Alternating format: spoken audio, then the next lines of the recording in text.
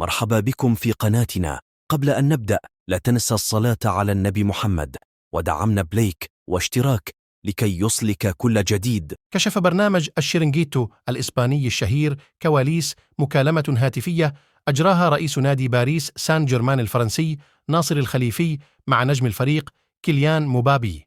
وجاء في صفحة البرنامج على منصة إكس أن الخليفي تواصل خلال الساعات الماضية مع مبابي لمعرفة كيف يريد توديع الفريق الباريسي. وأضاف المصدر أن إدارة سان جيرمان تدرس كيف سيكون وداع مبابي الأحد المقبل في ملعب حديقة الأمراء، ويستضيف فريق العاصمة الفرنسية نظيره تولوز الأحد لحساب الجولة 33 من الدوري الفرنسي، وهي آخر مباراة لسان جيرمان على ملعبه وودع الفريق الفرنسي دوري أبطال أوروبا مساء الثلاثاء بعد الهزيمة 0-1 أمام بوروسيا دورتموند الألماني و0-2 في مجموع اللقاءين. وينتهي عقد مبابي البالغ من العمر 25 عاما مع الفريق بعد أسابيع قليلة وسط ترجيحات قوية بشأن انتقاله إلى ريال مدريد الإسباني.